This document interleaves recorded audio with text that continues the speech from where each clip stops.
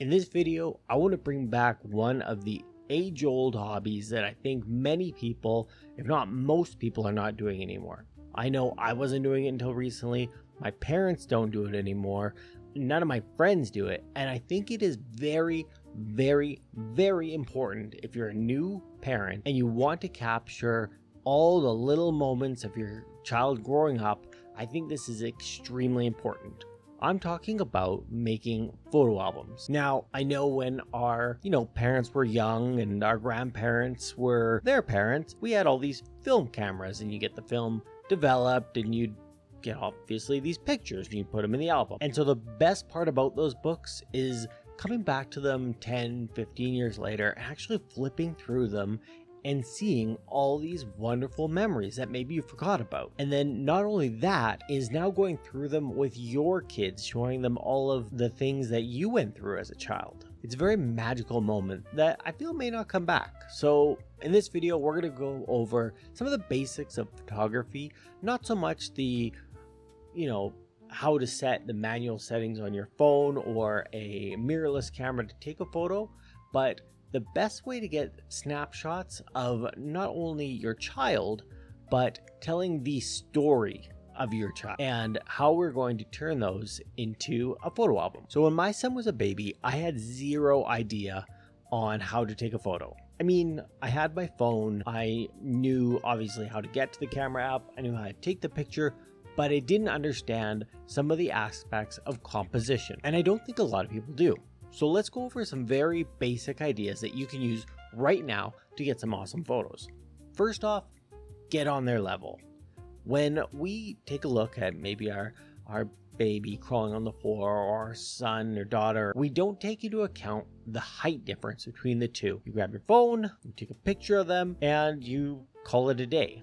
But to actually get photos that tell a story and are engaging with your child, we need to start getting down to their level, whether that be on the floor, whether that be at face height. You don't have to be right in front of their face, but getting at actually their level will tell a unique story besides one from your height, from a top-down perspective, like almost a security camera taking raw footage. Now be warned though, if you have a baby, it's gonna look like a pretty tasty snack if you're at their level, and they may come trying to teeth on your phone or camera, so keep that in mind. All right, so you got some great photos at eye level with your kid. Awesome. But how do you actually get in those photos? Well, I'm going to share some easy steps that you can take right now to actually get in those photos with your kid and have a more interactive photo album that not only shows them, but actually shows you and the love you have with your children. You're going to need some basic things here. You're gonna need a tripod. You can get it at the dollar store. You can get it on Amazon, like a newer, or you can even go really fancy and get like a DJI Osmo Mobile. This is more for the phone users, which is great. It doesn't really matter what you use. Everything works amazing these days for photos. It's how you use it. All right, you have one of those. Now, the next step is to set the scene. You can do it casually, like maybe your child's into Legos or cars, or maybe you have some family moments playing games on the table. You can set up a tripod with a phone attached to it or a camera and make sure everyone's in frame. And then what you want to do is, if you have a mirrorless camera, it probably comes with an app. You're going to want to take, for mine, it would be the Canon app, Canon Connect, and you're going to want to set it to remote shooting. So now all you have to make sure is to actually press the shooting button to take those photos of you playing and interacting with your child. It's awesome. You'll get some great photos, some not so great, but it's all an experiment, right? You're just trying to document your life. And that's the fun of it. Make it fun.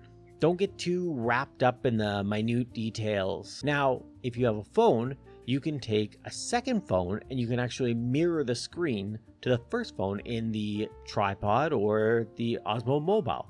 If you have the brand new one, there's actually, and I'll get it out here for you, there's actually a little remote that you can mirror to it.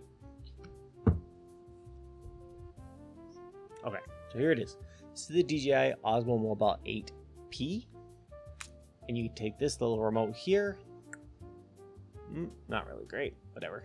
So this little remote here is perfect because you can mirror the screen to your phone, and that way you can even use the little knob right here.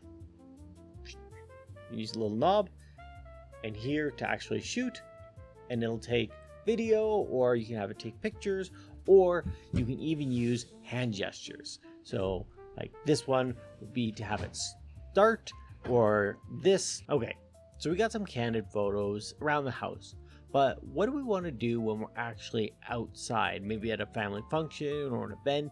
Well, the best possible way, whether you're on a phone or a camera, to get photos is what's called the golden hour. Now that's going to be just when the sun is rising or just when the sun is setting.